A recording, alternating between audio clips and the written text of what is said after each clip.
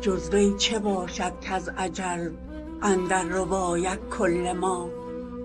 صد جان برافشانم بر او گویم هنییا مرحبا.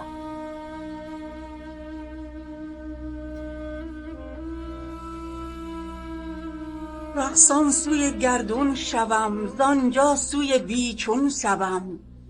صبر و قرارم برده ای ای میزبان زوتر بیا.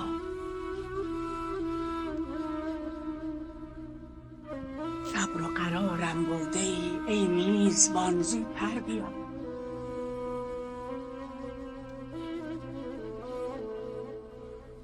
از مه ستاره می بری تو پاره پاره می بری. گه شیرخواره می بری گه می کشانی دایه را.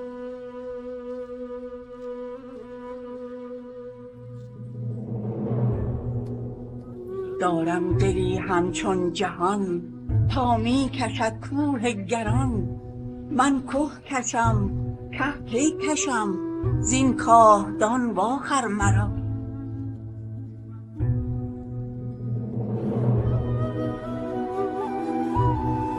گر موی من چون شیر شد از شوق مردن پیر شد.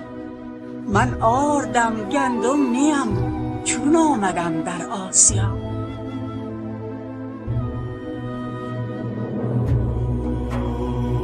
در آسیا گندم رود کز سنبله زاده است او.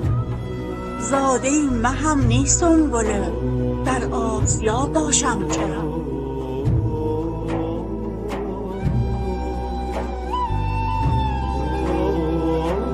نی فتد در آسیا هم نور مه از روزنی.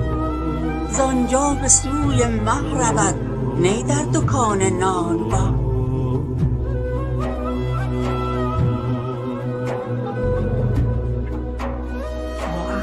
گر جفتمی من گفتنی ها گفتمی.